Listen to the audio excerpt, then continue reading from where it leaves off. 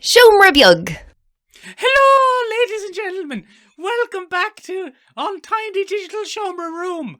I am famous and beloved podcast character Michaelandbenjaminspodcast, and I am joined today by the man who, despite his gruff exterior and his disregard for foreign tourists, at his heart he has a heart of gold, and if only an American woman can reach him and reach into his soul and find out that he has the soul of a wounded poet, and then he'll go to Boston and he'll fall in love with her instead. It's Ben. It's me. I am back from my third time travelling over to that America there now to try and get a young one onto my side. Because she changed my ways, Michael. She changed my ways. She broke through your gruff exterior, Ben, and she saw the heart of a poet that you had inside you. Yeah, the long line of poetry that runs through the soul of every Irishman if you look deep down. Exactly, Ben. Now, of course, Ben, you famously do have the heart of a poet, and you did 10 years in jail for that particular murder. I did, yeah. I kept it in a box, Michael, just for any such occasion. It's not great. You can't live without a heart, we found out. It wasn't great. Poetry Michael. or not. Michael, I've composed a ditty to all the women who came before. Would you like to hear it? Oh, I'd love to hear that ditty. Theme music for the podcast. We don't actually have any theme music. Oh, very good, Ben. Now, Ben, it's a real shame we didn't do a Shan Nos version of the theme music. We should have done something like that, yeah. We should have done an old Shan Nos, Ben. If you or anyone you know would like to do a Shannos version of the theme music for us, please do send it in to us. Oh. No, I can't. Oh, good. At least, Ben, the Shan Nos. Níl out on Megan podcast. That's good. It's not Pod Crail to Ben. Is it Pod Crail? Is that what it is, Michael? It is, yeah, it is. There, Benjamin. Yeah. There you go, Benjamin. Doing the old Shan Nos there helped me exit the popular character Michaelandbenjaminspodcast. Thank God. Thank God it's all now, Ben. But will we tell the people, no, Ben, oh no, I'm back, he's back, Ben, he's back, I've slipped back into Michaelandbenjaminspodcast. Will we tell the people why I'm doing it, or will we just get on with things? Ladies and gentlemen, this week we have far and away the strangest topic we've ever had here on this podcast. We're going to be taking a look at Ireland as a romantic setting for bloody Hollywood studios and the fuckery some studios get up to when it comes to representing ourselves and our fine countrymen and women. As they say, Ben, knick-knack, paddywhack, give the dog a bone. Yeah, I mean, it's going to be a lot of that, Michael. There's a lot of paddywhackery going on. It's going to be interesting. Now, Benjamin, speaking of paddywhackery, have you seen episode 5 of WandaVision? Yes, with its notoriously all-Irish cast. It is, yeah. There's a lot of stage Irish going on in WandaVision. Stacks. A lot of people don't realise that Paul Bettany is playing Vision as Irish. As what? Irish. Oh, right. I thought you said something else. He's playing the Vision as Irish. Hello, Wanda! What are you up to? What are you up to, Wanda? Wanda, is this your doing?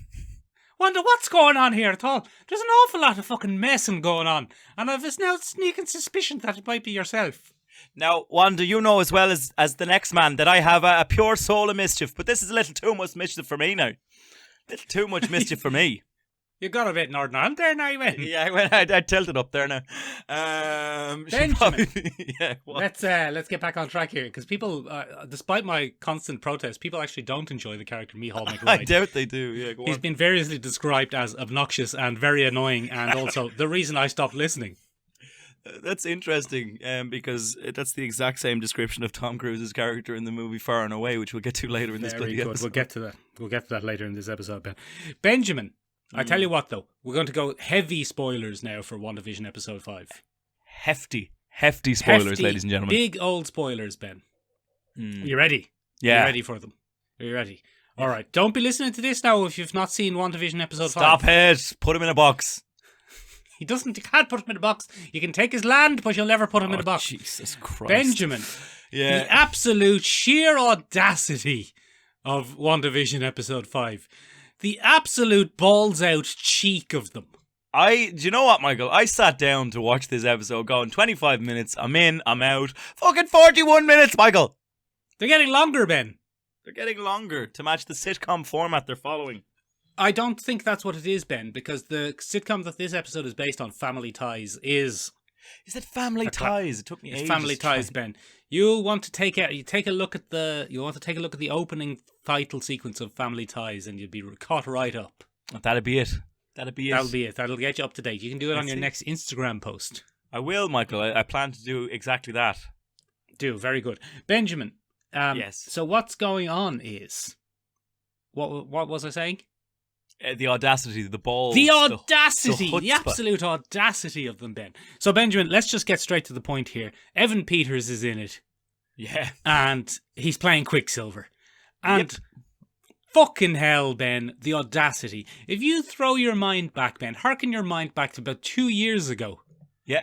When we found out Evan Peters was going to be in this. Yeah. And the first thing everybody said was,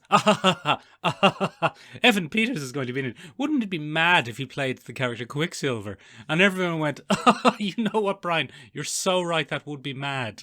And then everyone went, yes, wouldn't it? It'd be hilarious. But obviously it won't be. He'll be playing some sort of other character.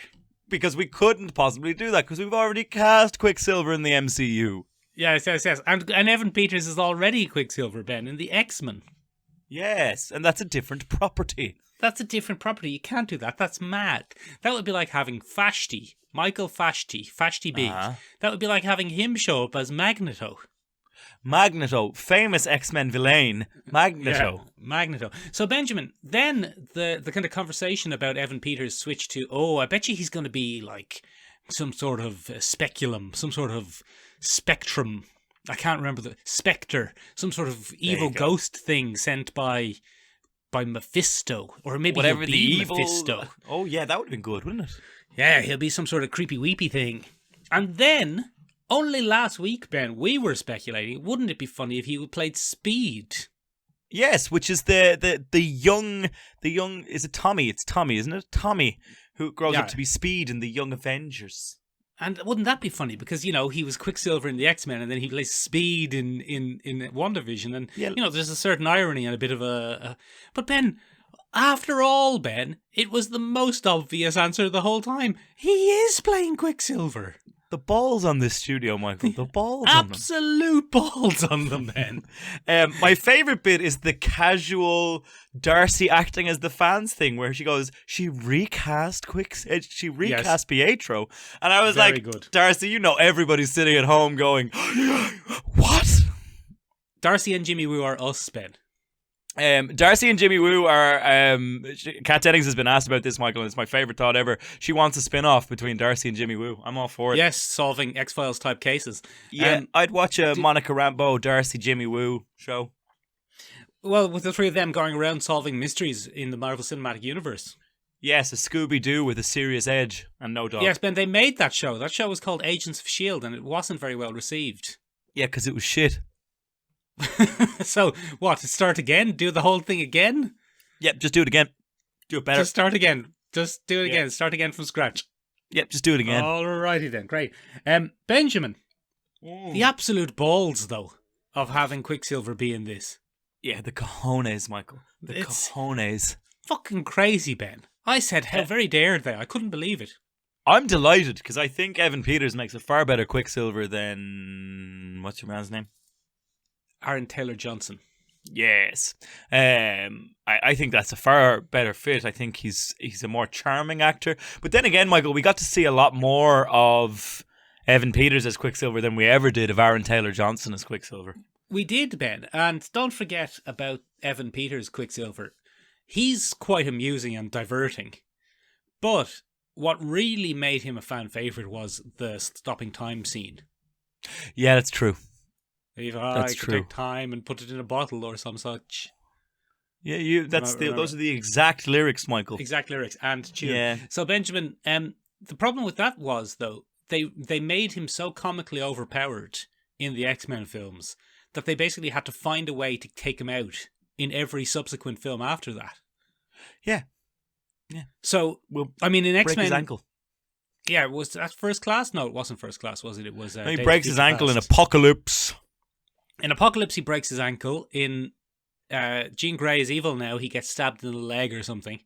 And in What was that one called? Days of Future Past, Ben. In Days of Future Past, he helps rescue Magneto, and then he goes, "All right, see you guys. I'm out of here." I don't want to be part of my this team involvement. anymore. That's my Met my involvement in dad. the plot done, because I could solve all of the problems. So, yeah, I don't necessarily prefer him to Aaron Taylor-Johnson, to be honest. I think what's probably going to happen, Michael, is he's going to have the MCU Quicksilver's power set with Evan Peters' face. Yeah, more than likely, something like that. More than likely, Michael. Have you seen that scene, Ben, with the official Disney Plus audio description turned on? No, I haven't. Wanda opens the door and she sees the version of Pietro from the X-Men films. I love it. I love it. It's That's brilliant. ridiculous. I watched it That's with my good lady ridiculous. friend Ben, and she was like, "What? What's the big deal? He's Quicksilver. What's the big idea?" And I was like, "This is the biggest thing that has happened since Samuel L. Jackson showed up in Avengers 1. Yeah, it's Not a pretty Avengers big deal. 1, Iron Man 1. It's a pretty big deal. And they managed to keep it so secret, Ben. And even with the leak that confirmed we knew he was coming, we thought he was going to be maybe like one of the town residents who dressed up as Pietro for Halloween, and that gave her a spook or something. But no, it's her brother from a different film franchise entirely. It's mad. It's mad, Ben. I can't get over it. I'm still talking about it. It's mad. I can't get over it. And she recognizes it instantly, which means that it's probably official, because she's just like, "Oh, it's Pietro." I don't think that's what happened. I think No? she didn't recognize him at all Oh. until he said, "I'm Pietro," and then she rolled with it. Oh, you think it's one of those? So, Michael, come here to me. Come here to me, Michael. Come here to I me. will, 'Cause I will. that's Also, that's- Ben, bear in mind, Ben, his name is Peter, not Pietro. So I don't know if they're going to go with Pietro, or is he going to be called Peter? Oh. That's going to be interesting, isn't it, Michael? Isn't it? So, Michael, come here to me. Come here to me. Now that I have you, come here to me. Yeah, because I'm you're listening. better at this stuff than I am. Michael, what do you think is going on? Because right now, Michael, Monica Rambeau comes in. She's like, "It's all Wanda." But the end of this episode makes you go, "Is it? Is it all Wanda? Is it all Wanda, though? Is it all Wanda?" It seems to be that someone has trapped Wanda, but Wanda likes it so much she's helping. Yeah, because Vision pretty much lays it out pretty bare. I enjoy their argument during the end credit sequence of this week's parody. And he's like, no, you are not going to bed to reset the entire universe. Yeah. And it's pretty good. Wanda! Then they have a strange argument. And they have a little floaty moment. Funny that's good. little quirk, Ben. He floats the way she floats instead of how he floats. Yes, which is interesting, isn't it, Michael? Interesting. So that's pretty interesting to me. My favourite moment of this one, Michael, is where she just strolls out of it to throw the drone at the director. Yeah. She's like, "Everybody piss off away from me." Yeah, and she has her little Sokovian accent kind of lilting in there every once in a while. We get to see her original Ultron powers of the telepathy kind of thing that we didn't see as much of in the other ones. She was kind of just... no, wait. Am I right there? I am. Yeah. She gets... her mind control stuff is in full effect again. Yeah. More so, even. Which we didn't really get to see a lot of in Infinity War. It was all telekinetic stuff. Yeah. But in this, she makes all the officers point the gun at the director. She's like, "Don't forget how powerful I am." Yeah, I'll kill you, even though you're clearly the baddie of this entire series. He's clearly the overzealous American agent. He's like, Do you think? "She's a terrorist," and Monica think, Rambeau Ben? is like, come on. I think he might be the baddie, Ben. Who do you think he is, Michael? Maybe Mephisto. Maybe he's going to pull off his mask and it's Jerry Seinfeld. Nice. Best casting you've ever made on this show, Michael. Still. But come here to me. Who do you think it might actually be? I think it is Mephisto. I'm not joking. Oh, okay. Sorry.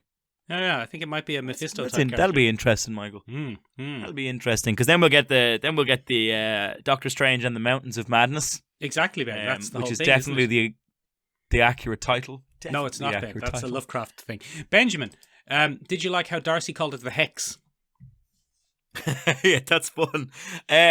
Darcy has stayed so true to her character, Michael, and it's quite enjoyable to... I forgot how much I enjoyed Kat Dennings as a human being in general. I enjoy the moment where she's like, "So when it enters the hex," and then Darcy's like, "Ha, you said the hex." I win. And it's just she's just great at comic relief that doesn't derail the revelation of the seal. Of the scene. Sorry, I can't talk today, ladies and gentlemen. I don't know what's going on. Seals never, ever, ever takes away from the weight of the seals. No, and I just think it's very good, Michael. It's a good show, Ben. I like it. I'm enjoying it. Yeah. Did you have any favourite moments this week? Remember when Pietro was at the door? Oh, that was mad, wasn't it, Michael? Mind blown, Ben. Because mind blown. That's not the Pietro from the MCU. Michael. No, I don't know if you know this. That's from the X-Men films. He's from the X-Men, Michael. And I don't know if you saw this scene, but there's little captions that come on for the assisted viewing, and it says Pietro from the X-Men movies walks into the scene. Did you see that? Yeah. That was mad. Yeah, I did see that. It's mad. So I was watching it with my good lady friend Michael, and Yeah. she said, What's the big deal? What's the big deal? Ben, are you in a relationship now? No, not at all. That's a nice segue for was this just week's taking- topic. Ladies and gentlemen who are not from Ireland, Yes. Because if you were, you wouldn't think this was a good idea. Have you ever thought of moving to our tiny little Emerald Isle in search of love? Because if you are, That's Ben for is you, available. He's just revealed it on a public podcast. I have his phone number. Just shoot me a quick text. We'll set you up. You will be very, very, very disappointed when Miss Elizabeth Olsen sends me a text. You'll be very annoyed, Michael. You'll be sitting there going, damn it. No, I think she's married to the Vision, Ben. So you don't have much of a shot there. Oh, I don't. Yeah, okay, fair enough. You'll be very, very annoyed when one Evan Peters shoots me a text, Michael. Yeah. That Um, wouldn't surprise me yeah, in the slightest, Ben. That'll teach you. That'll teach you. So, ladies and gentlemen, there's a certain day coming up, and the cynical among you might say, well, it's just a corporate holiday to sell things. But some of the lighter-hearted, more sentimental folks might say, oh, it's a day of love, to celebrate the love. Valentine's Day is next Sunday. International Love Day. International Love Day, as it's known. Definitely not a made-up thing for a podcast. But it got us thinking, Jesus. Yes. Does Hollywood have some kind of hard-on for bloody Irish charming men in villages in Ireland? Yes. And the answer is yes. Yes, they bloody do. Kind of. A little bit, sort of, maybe. Not really, though. But we'll get to that. We'll get to that as we go along. So it got us thinking, and this is primarily spurred on by the sure to be a raging success that is Wild Mountain Thyme. Oh my God, it's me, Jamie Dornan. Oh, when he says those things from Miss Emily Blunt. And yeah, so we're going to get a lot of that, Michael. And I thought it was out by the time we'd be doing this bloody episode, but it's fucking not, because they moved the bloody thing again. Well, I don't know, Ben. Have you ever heard of coronavirus? No, what's that? Coronavirus, Ben, is a virus that has swept the world and resulted in large delays in television and movies, among other things. That sounds like a hoax. Yeah, no, That sounds like a hoax. It's probably not real, Ben. It's probably fake. That's probably a way for Bill Gates to track my every move, Michael. Yes. Other than that weekly email update you sent to Bill Gates. Hi, Bill. Hey, Bill. You'll never believe what I've been up to this week. It's just a weekly podcast email. It's just letting him know what's on the episode in case he's interested. He's a big fan. Anyway, Michael. Yes. My God, we're so diverted today. Basically, in choosing this topic, I chose to punish us both, Michael. We were both sent down a spiral of bloody helldom, is all I can describe it as. We've taken a look at 4 key romanticized Irish films. Romanticized Ireland films. Right, go on. I have taken a look at Far and Away. It's far and away the worst film I've ever seen, Ben. it actually might just be. You, Michael, have taken a look at the esteemed P.S. I Love You. Oh, okay. Ben, you've surprised me there, to be honest, because I had misread that. I thought it was called Piss I Love You. And Ben, I watched an entirely different film now that I think about it. You searched it on Pornhub, did you? No, it's just www.orkelly.com. I've got him, Ben. Got him. I've taken Lord Kelly down another notch. He doesn't have much further to fall, to be honest. But yeah, you're doing your bit. You're doing your bit. Then we both took a look at Leap Year, and Michael is taking a look at The Matchmaker. Now, to be fair, I've had a lovely stream of text messages sent to me this week saying, this is too far. This topic is too far. You've gone too far. We don't want it. So because we've suffered through that, ladies and gentlemen, now you're going to suffer through it with us. Good. So we're going to start with the film that I watched, Michael. Yes. Which is Far and Away. Oh, a bit of hawky jokies. Now, Michael, I think there's probably a reason that this film hasn't left much of a cultural footprint. No, Ben, it has. It has left an enormous cultural footprint. I think maybe you don't. Yes, I think you don't recognize it because it came out when you were about 0 years old. I was 1. Yeah, so I think you might not be aware of how much of a cultural impact this has. But this is what has informed most Americans about how Irish people speak. That explains a lot. Yes. That explains a lot. So it has had quite a footprint. So, Michael, what I want you to do... Yes? What I want you to do is cast your mind back, Michael. Yes? To the cold and miserable times of 1892 in this country. Oh, so post-famine. Just. Right. It is post-famine, but we still have the tenant farming. We still have the absentee landlords, the egregious abuses of power that went with that, and the likes, right? Do we have Jared Harris? Do we have the actor Jared Harris? Jared Harris is there. Don't you worry.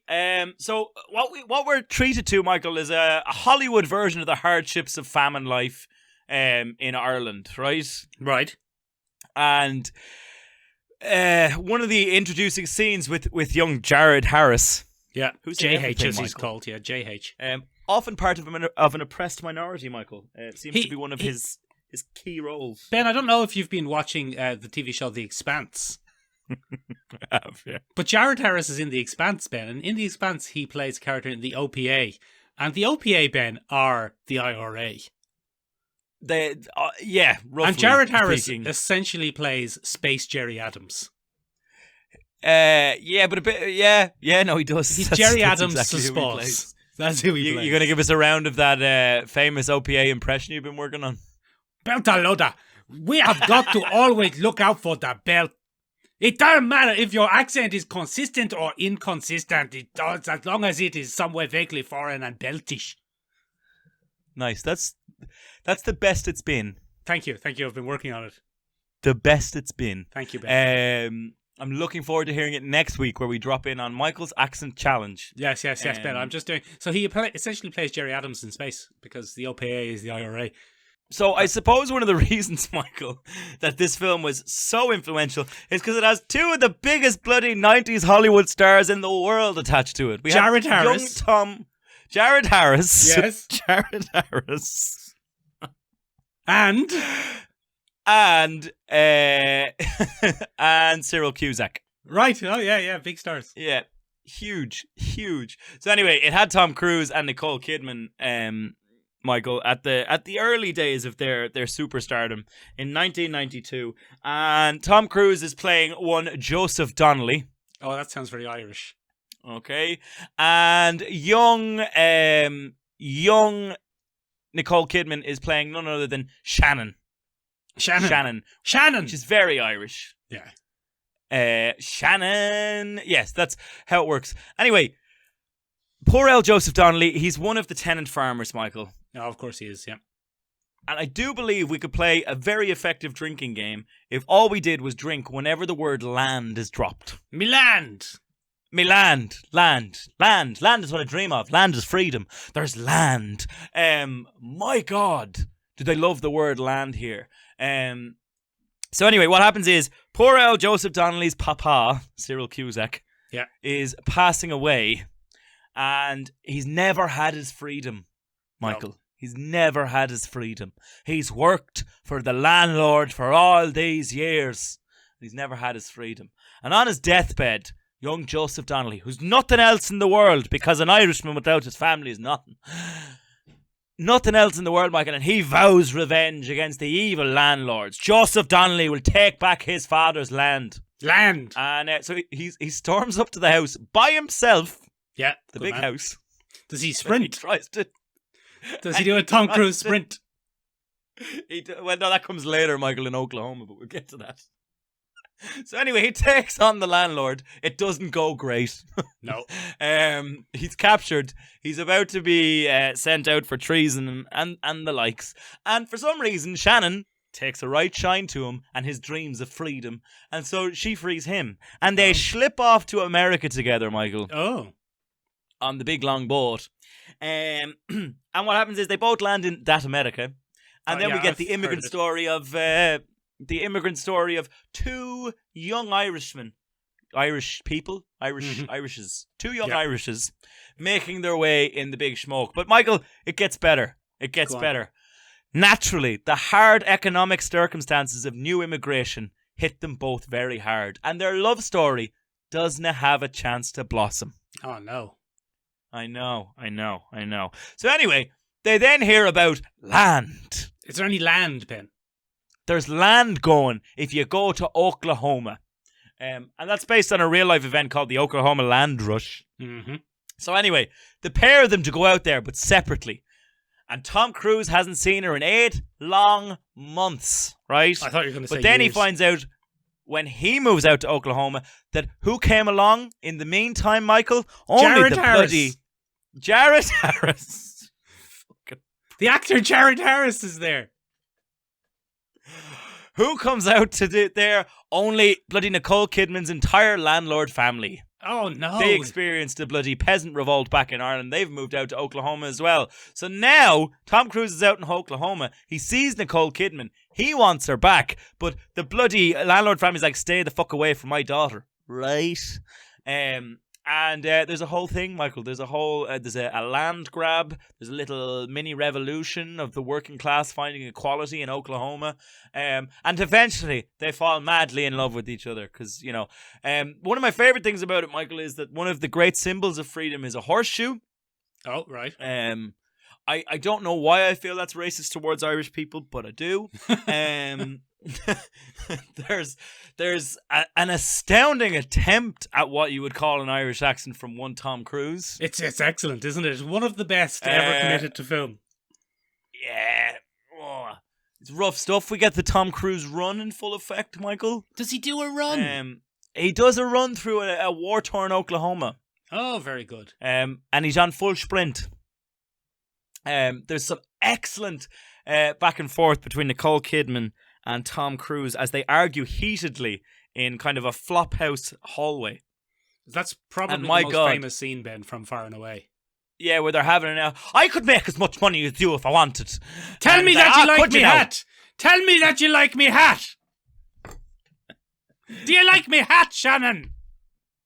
Tell me that you like me hat, you bastard. And with that movie gave away the kryptonite of all Irishmen. Yeah.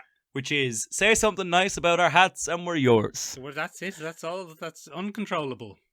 Yep. Tell me that you like me hat, Shannon.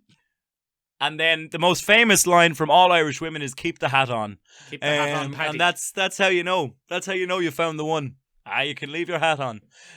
So, Michael, this is a heck of a film. And did you like his hat, Ben? It was quite a nice hat, Michael. I'll be fair. I'll be fair. I won't take it out in the hat. Wait, is this his hat or his suit? It's a suit. But Tell me that you like my suit. I liked your hat bit better. All right. I like the hat bit better.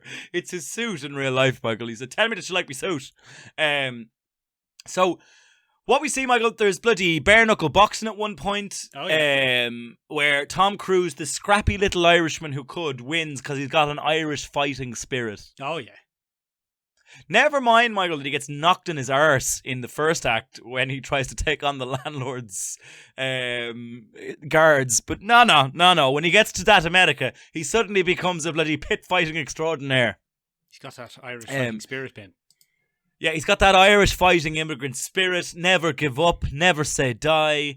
And now that you've mentioned this is hugely formative in the fetishization of the Irish immigrant experience in that America, it makes a lot of sense.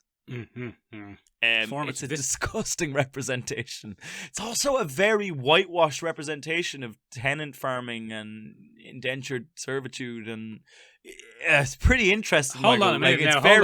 Hold on a second. What do you mean by that? Because there's not the hardship is very gentle, Michael. There's not a lot of people who are. The Irish are very soft in the first act. Okay, so you're saying whitewashed as in like softened and made more pleasant. Oh yeah, sorry, I've in... used completely the wrong term. Sorry, right. Okay. Sorry. What am I trying to say? I don't know. I mean, I think you could. I think whitewashed used to be the right word for what you're describing.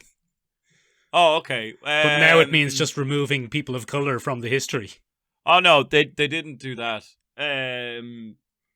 Because Jared Harris is in it, and he's from the belt. Jared Harris is in it, and he's a belter. Yeah.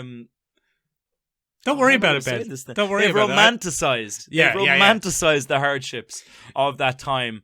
There's a lot of landlords strolling about, acting the bollocks on land, just wandering into large groups of peasants, and sneering at them and stuff, and nothing happening to them, which I found quite fascinating, Michael. So it's not like the film Black 47, where the soldier returning from the war sees a mother and her 2 children frozen to death on the side of the road. We don't get a lot of that. Well, remember, it's 1890 as well, Michael. It's not like height of the famine either. Well, it's the first generation post-famine. It was really, that period is the birth of the whole notion of Irish independence and Celtic revival and all that sort of stuff. And we don't get a lot of that, Michael. We get this is a bit shit, isn't it? Yeah, let's bloody lynch it. And the one thing we'd love to see, Michael, is the peasant revolt scene. That might actually be enjoyable for people to see. And it gets about 2 minutes of screen time. And what does Jared Harris do in it? Oh, he's up there. Like he's giving it socks. Is he good in the peasant revolution? We the Irish loader. We no get there. He has a whole speech about the Irish loaders. Yeah. All we Irish loader, we just making them potatoes, and they come and taking them potatoes. It's gonna get us in trouble one way. If it didn't get Jared Harris in trouble, I can't see how it could get us in trouble. Jared Harris, the king of inconsistent accents. He does. He's so inconsistent. Because sometimes he's a very softly spoken Englishman in that show as well. Yeah. It's real weird. But anyway, Michael. Come over here, Jim Miller. Let me talk to you for a moment. We are the belt. Here, Jim, stop acting the bollocks, will you? Come here. Come over here, Jim. Let's have a bloody tete-a-tete. I'm going to break your legs. Mi pensa. But anyway. Yes. Michael, a disaster of a film, bizarre representation of the Irish struggle, much beloved by people who have no time spent here or any knowledge of our history maybe, but I don't know, the whole thing, it's made by Ron Howard, so that should give you a sense of what you're dealing with in terms of romanticization and, you know. He's a famous gingy. He is, yeah.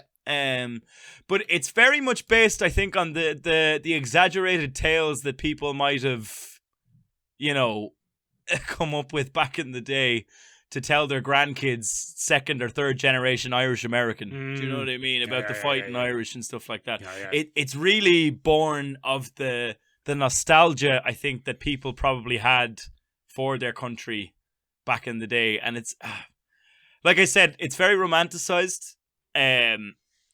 And it's just very Hollywood.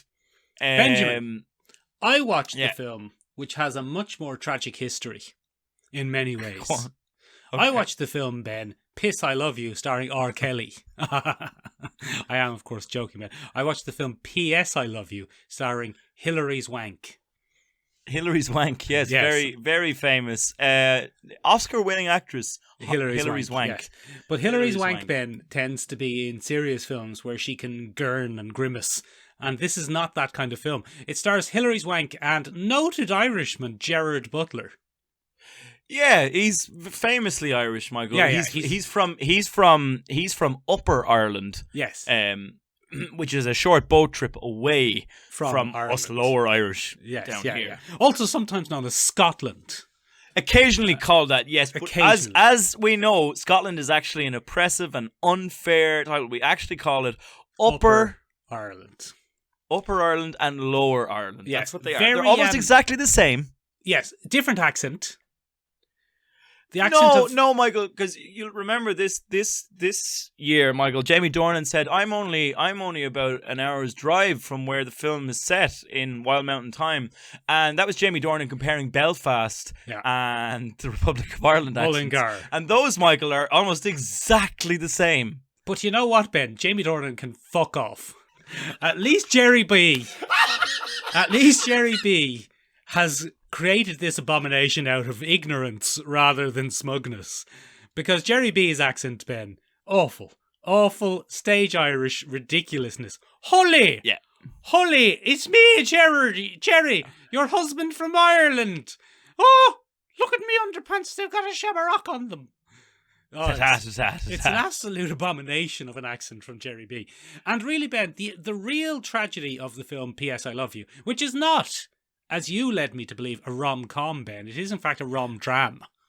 That's my mistake, Michael. I'm very sorry. It is deeply unfunny.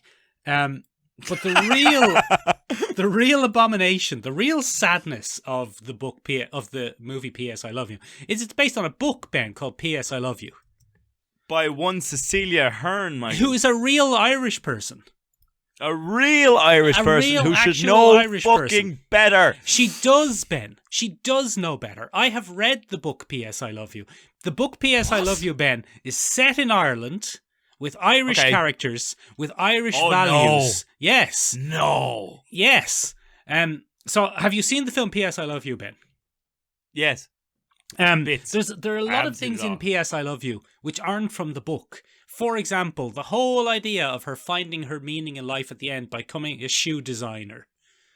That is something only in America. In the film, Jerry says, "Find what you love doing and do it for fuck's sake." He doesn't say that. That would make it a lot better. But yeah, he encourages her to take a risk and do something she loves, and she finds her passion in designing shoes. Oh, good. And only an American adaptation could come up with something as fucking ridiculous as that. Yeah, because nothing is as empowering to a woman as designing shoes. Designing shoes, exactly, yeah. And there's lots of stuff as well, like they have to be this mismatched comedy couple at the beginning where he's drinking, smooth-talking, fun-loving, singing Irishman, and she's an uptight... And none of that is in the book, because Cecilia Ahern is an Irish person who wrote these books largely, I think, for an Irish audience. And then, had international success. And then we got the American version of it, but for some reason they decided to keep the Irishness. But, as opposed to Cecilia Ahern's version, which is a very realistic depiction of modern Ireland...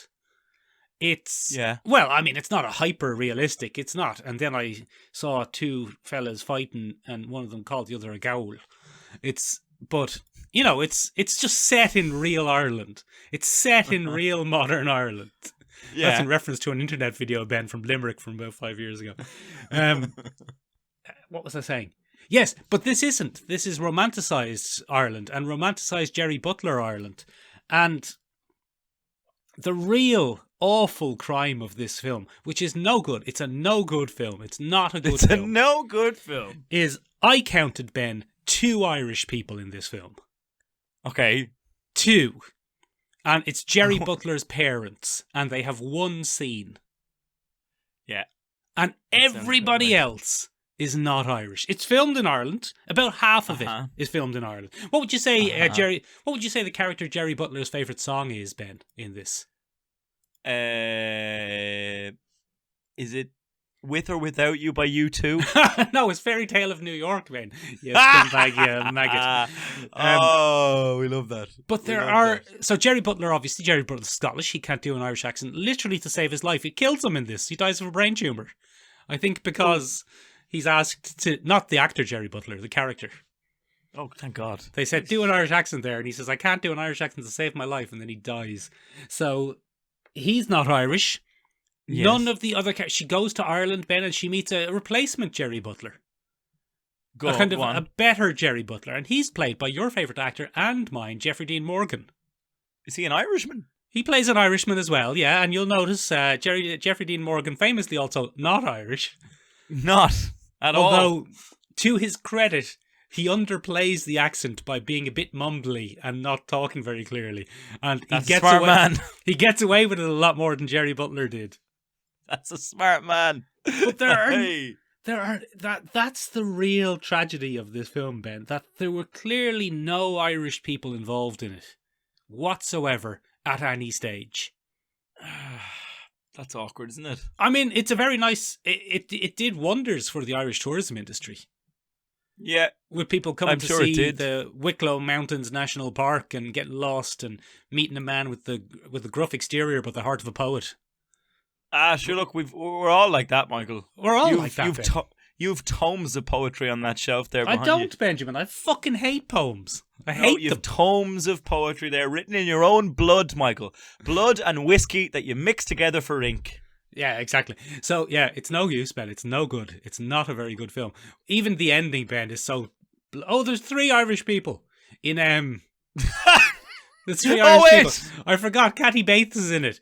And Kathy Bates is not Irish, but she... in one of the final scenes, she comes to Ireland with her daughter, Hilary Swank. And she does some incredible acting in pretending she's never been to Ireland before. And being constantly surprised by the beauty and the landscape and the people. Kathy Bates, she's a real master actor. She kind of, Master Bates, that's what we call her. And Master Bates and Hilary Swank, they go to Ireland together and they fall in love in tandem with an Irish father and son. Oh, that's handy, isn't it? Isn't it? So, bit incestuous, but handy. Sure. Wouldn't be Ireland on film if there wasn't a touch of incest, huh? It's no good, Ben. It's no good. Hilary Swank's sister is played by a British actress for some reason. And she's doing like a character from a 50s movie. She's like, oh, hey guys, when are we going over there? What film are you in? What film is this woman in? She's in a totally different film. That's amazing. It's weird. It's a weird film. Gina Gershon is in it for some reason. Oh, I love Gina Gershon. Yeah, she's in it. She's married to Spike from Buffy. Is she Irish? No, she's American. And Spike from Buffy is American as well. And although I think he's supposed to be Irish, but they never really get into it. And all right. Phoebe from Friends is in it. Yeah, for some reason. Oh, yeah. It's a weird film, Ben. It's a weird film. Get rid of it. Throw it in the bin. It did a lot for the Irish tourism industry, but I've no time for it. Well, Michael, thankfully, the next film that I'm about to talk to is filled with Irish actors playing Irish stereotypes. Now, in defense of the primary actress, Michael, in 2010's leap year, Amy McAdams, not an Irish woman. No, Amy Adams, not McAdams. Amy McAdams. Right, Amy I see what you're doing. Yeah. No, it's Amy Adams. You're absolutely right. She plays Anna Brady. Yeah. Okay. She's probably from Boston, I'd say. You're 100% correct. She's it's either New York or Boston. I can't remember which American. No. You're right, Michael. It's Boston. I watched it yesterday, Ben. I watched it yesterday. It's fresh in my mind. You're right. So anyway. Where's Hilary Swank from? She's from New York. Hilary Swank, I think you'll find is how it's pronounced. Thank you. And then noted Irish actor, acclaimed Irish actor, Matthew Good. Acclaimed Irish actor, Englishman Matthew Good. Englishman from Birmingham, Matthew Good. Yes. And yeah, so he steps into the role of Declan O'Callaghan. Benjamin. And, yeah, go on. Matthew Bad. Matthew bloody no good. No good whatsoever. No good whatsoever. So here's a man, Michael. Now, in fairness, he has the dream of every Irishman, which is just let me run my pub. Let me own me pub and have me gruffness. And of course, he does what every Irishman does, which is drive a 1990s Opel in 2010. It's the banged up little car. It's not a Renault. Is it a Renault? It's not a Renault C4? Citroen? I thought it was an Opel. Never mind. Definitely not an Opel, Ben. And it's definitely not a 90s car either. I think it's a 70s car. 90s car, Opel. And anyway, Michael. Anyway, young Miss Anna Brady is taking advantage of an age-old tradition. Oh, be the corky pokey. Which is on the leap year, Michael. It's a red OC4, Ben. February... I can't remember the date. What day are women allowed to ask? 29th. 29th. The leap February day. 19th. Huh? The leap day. The leap day. A woman might subvert bloody gender roles and expectations, get down on one knee and ask her gra to marry her. Oh, very good. So she is determined, Michael, because her useless American boyfriend, Jeremy, played by the ever adorable, what's his name? Adam Scott. Adam Scott, love him. Love him. Adam Scott. He's in another thankless role as slimy boyfriend. Thankless role. So he's over in Dublin, and he's making a deal in Dublin. He's working in the offices in Dublin. And so she decides, I'm going to do it, right? But on her way over, Michael, there's only a bloody storm. And first she gets stuck in Wales. Then she has to get the ferry from Wales to Cork. And then she finds our young Mr. O'Callaghan. And she's like, come here to me. I'll give you money for your kitchen if you give me a ride. Mm-hmm. But before young Matthew Good has time to unbuckle his trousers, he said, up to Dublin. And he's like, okay. Fair enough. So anyway, then starts the hanky-panky, Michael. Then start the shenanigans. And we find out that big old Matthew Good, he's gruff. He's very gruff, Michael, Ben. He's gruff. Oh, he has one passion in this life, and that's running his pub. And drinking and being gruff. But he's got a dark secret, Michael. And he's got no time for messing, no time for Americans. He's bloody Americans coming over here with your bloody customs. That accent, Michael. Speaking of Jared Harris's inconsistent accent. Played Ozymandias. I've played Ozymandias, you know. It's fucking all over the place. It's one of the worst accents ever committed to screen. It's so messy. So anyway, through that, Michael, we get to experience the Irish countryside. And two things stand out to me in this, Michael. Number one is the outrageously outdated hostel owners. Oh, brilliant. One of the best things I've ever seen. So, Amy Adams and Matthew would have to pretend to be married lest the pious and traditional homeowners don't let them stay the night. Sure, we had two German backpackers in there and they came right out with it. We're not married, they said. So I sent them packing. Rain or no rain, there's standards in a house. So that's one of the monologues that we get from the lady of the house. And the other one is, show us old people how it's done. Give them a kiss. A strange old Irishman pressures Matthew Good and Amy Adams into having a shift. Yeah. And throughout all this, Michael, Matthew Good is trying to suppress his deep, dark secret. Yeah. His deep, dark secret. And that is that he's had his heart broken. Once upon a time, I wasn't so gruff. And I didn't mind the shenanigan. And do you know what? Everything was lovely. And I gave her my cladder ring. My cheap cladder ring. The cheapest cladder ring you've ever seen. That belonged to me mammy. And she went up there to Dublin. And I won't go to Dublin. I don't want to because she's up there with my mammy's cladder ring. And shenanigans ensue, Michael. And it's just... it's so shit. It's just... I tell you what, Ben. Here's the thing. I accidentally watched it as well. I got mixed up about what films we were supposed to be watching. And I watched Leap Year. Leap Year is a much better film than P.S. I Love You. Oh, well, that's good. It's much better. For one thing, Ben, every single one of them plays a fucking stereotype, but at least there are Irish people in it. Yeah, there are. They've cast Irish actors playing Irish roles. Now, except for Matthew Good. They've done the usual. They've cast the main Irish character, the romantic Irish lead, and they've cast a fucking English guy who can't do the accent, as usual. But pretty much everyone else who plays an Irish person is Irish. Yeah.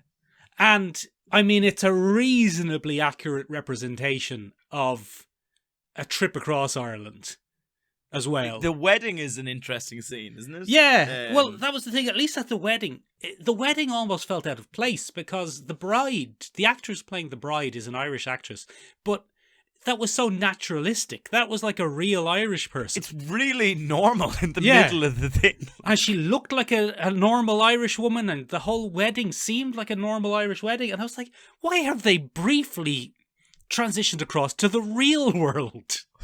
What's going happening? on here? What is and this quantum state? The whole thing appeared to happen around Glendalough, which is only about 40 minutes from Dublin. What the fuck is going on? It only takes about 6 hours to get across Ireland. It doesn't take that long, Michael. My favourite bit of reality intruding on my kind of shock at this film was bus Éireann. There's a bus Éireann bus in the middle of it. I went, what the fuck? But they got that bus from Enniscorthy, I think. And not Enniscorthy, Enniskerry? Enniscorthy. The one out just outside Dublin. Dublin bus serves there. You don't even need to get a bus Éireann. Just get the 46A. Just get the... It's not the 46A. I think it's the... I don't know what it would be. It's the one that goes to Powerscourt, Ben. You'd know. Oh. I don't know. I can't remember. It doesn't matter. It doesn't matter. Anyway. But that's a nitpick. But, yeah, it's a much better film than P.S. I Love You. It's not a good film. And it's an absolute abomination that Matthew Good was cast as an Irishman. And Matthew Good himself has said, whatever. You know, my heart wasn't in it.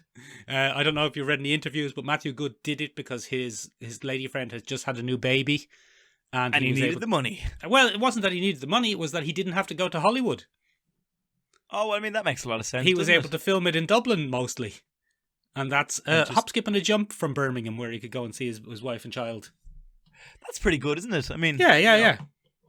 But poor old Adam Scott, what a thankless job. Yeah, he just got to play a prick. He didn't. He was a perfectly nice guy. There's the bit at the end, though, where he's like, so I figured just get married, right? Like, yeah, but I mean, so he's not romantic. He's not a bad guy. He's not a bad guy. Romantic. He's just not romantic. He's a practical person. He's created an incredible life for the two of them. And then she's like, fuck this, I'm going off with this prick who I met for 25 minutes in Ireland. And he can't even do an accent.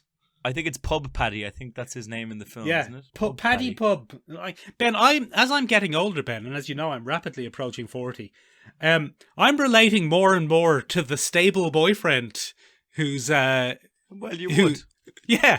And I'm like, fuck that Matthew Good prick having an adventure.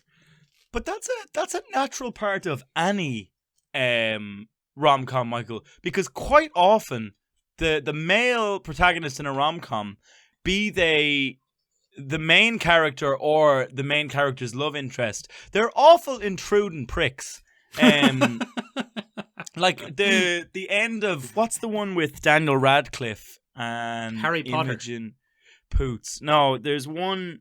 Basically, he gets involved in this woman's life. He falls in love with her. I think it's called Happily something. I can't remember anyway.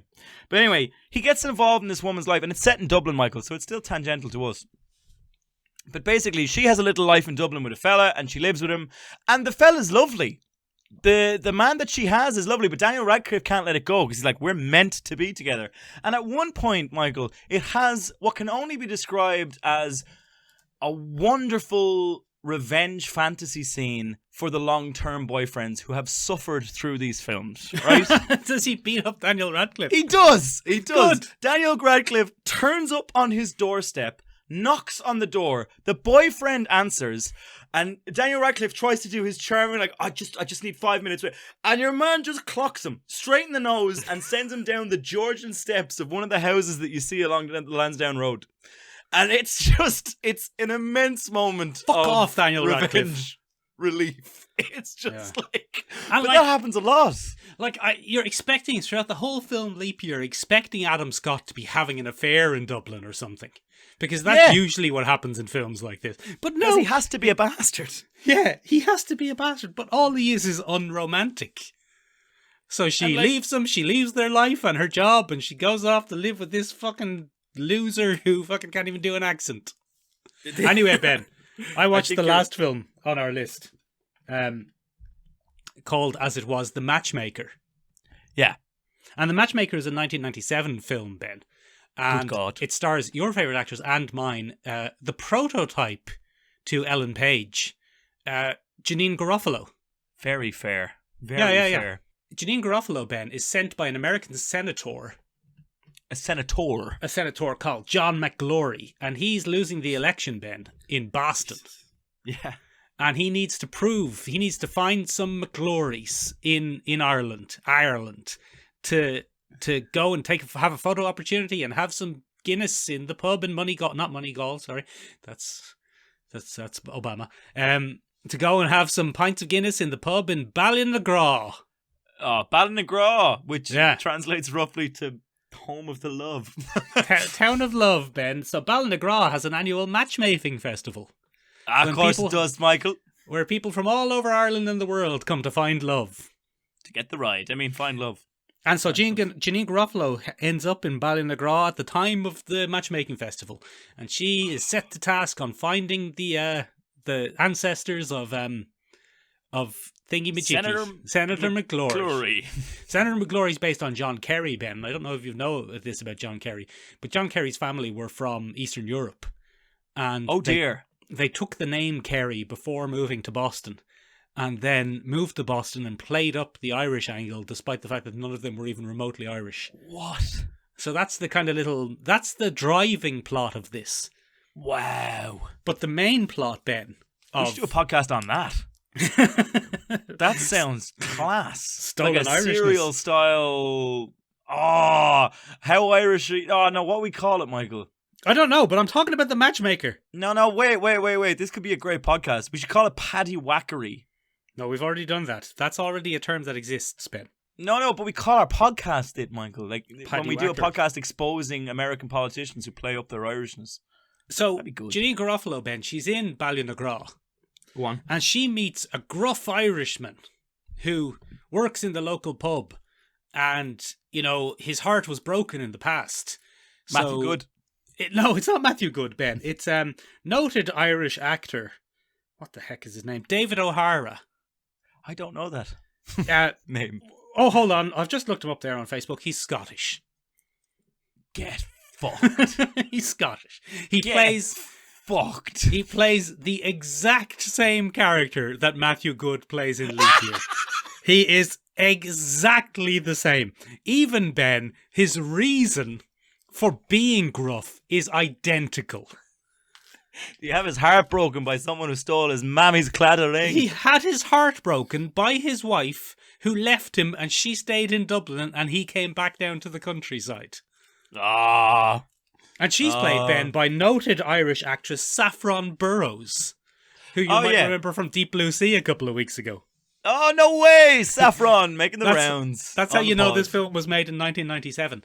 But, Ben, there's a very interesting little wrinkle in this film, because in the writers' list, if you look at the third name down on the list of writers, you'll see quite an interesting name.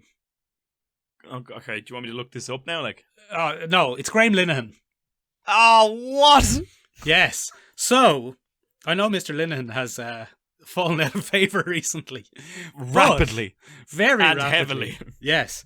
And, there's a couple of little problematic scenes. Oh no, that's in Leap Year. Ben, remember in Leap Year the bit with the three people from the other community? Oh yeah, that's weird, isn't it? That's so racist. Oh, it's so racist. But they avoid the racism by not saying it. But they heavily imply it. Oh, it's awful. It's an awful scene, and it should be banned. She's just traveling across the country, and she bumps into three other people who are traveling across the country in a van. Oh, Jesus. And Matthew Good is like, I'm sure Matthew Good and Amy Adams had no idea how racist that scene was that they were filming. They couldn't have known. But everyone else must have. Any Irish person that watched that goes, oh, I'm not sure about that. Jesus. Anyway, back to the matchmaker. So the matchmaker, Ben, because it has an Irish writer in the credits, everyone in the matchmaker who's Irish is Irish. Except, of course, the romantic leads. Because we couldn't have an Irishman up front. No, they needed a sexy Irishman, so they went and got a Scottish fella. Now, of all of the Irishmen we've talked about in this episode, he has by far and away the best accent. Oh, that's good. That's good. Not great. It's not Okay. incredibly good.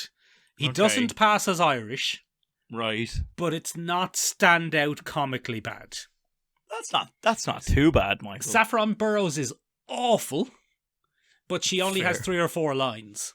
Grand. And she's barely a character, so don't worry about that. But of all of the films that we have watched for this episode, Ben, it is easily the best. Michael, what I found most interesting about the few clips that I watched in anticipation of this very episode, Michael, is the sheer dismissive nature of Janine Garofalo's character towards Irish people. Yes, well, but you see, this is the thing. She has an arc, Oh, okay. and that's the character Janine Garofalo always played in the 90s. Yeah, but like at one point she just turns around to an Irish, okay, Paddy, and I was like, wow. I don't know if you'd actually say that to somebody. Yeah, that would be a bit of a risk. I don't know if... It's a bit cheeky. Yeah. On our home turf, so to speak. So Well, tell me, did she fall in love with David O'Hara in the end? Luckily, Ben, the man that she says that to is not Irish. He's fucking Scottish. But, of course, she does fall in love with David O'Hara in the end, Ben, and then they have a trouble, and they break up, and they get back together, and everything is fine. But it's classic. Yeah, it is easily the best of this lot. So if you do want to watch one, a comedy that's actually funny, with Irish people in it, that was filmed in Ireland, and that had Irish writing staff involved, and that isn't pure and simple paddywhackery, it's easily the best one. That's the one. That's the one. I'm not saying it's the greatest film ever made. It is not. It's not the best romantic comedy ever made, but it's a diverting couple of hours, and it's a decent film. Oh, there you go. There you go. So, ladies and gentlemen, Yes? what did we bloody miss? What paddywhackery films filled with romance, love, and epic thirst for land did we miss in this week's episode? You can join us next week where we'll be replaced by Matthew Good and David O'Hara. That'd be great. They're going to be our guests. Have a little break.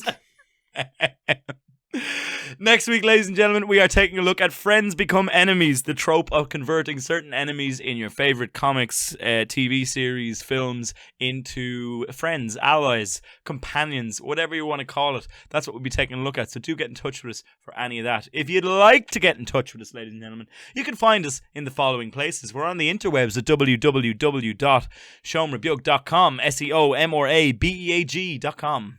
It means tiny room in Irish. It does indeed. You can find us on the bloody Insta at Seomra Beag. Exact same spelling, same meaning as well. Yes, exact same meaning. I say that bit. Sorry, I skipped over you because we're over time. Ladies and gentlemen, it's been an absolute pleasure to have you here on our lovely Emerald Isle. We hope you go away weeping at the beauty of this ancient land and you find yourself a strapping, gruff Irishman one day. Yeah, but played by a Scottishman. Not played by an Irishman, obviously. Obviously, because that would be disgusting. We have romantic leads in Ireland. There's the Farreller. Fashty B. He'll show you his willy on film. No bother. No bother. Does no it all bother the at all. time. Robert Sheehan. He's handsome. He's made strides. Klaus. Get yourself some Klaus. That fella from The Hobbit. Yeah, Aidan Turner. Get him in there. He's a handsome fella. In there. Get any of them in there. Grand. You don't need Matthew Good. I mean, Jack, what's his name? Jack Quaid. Jack Quaid. No, from The Boys. And his brother Dennis. Yeah. No, that's his dad. No, it is his dad. Is it actually his dad? Yeah. Oh, gas. No, what's his name? Jack Rayner. Jack Rayner. Oh, no. He's in bloody Sing Street. No, get rid of him. No, you don't like him? No, I don't like him since he was in Transformers and he took out that piece of paper that explained why it was okay for him to have sex with a 15-year-old.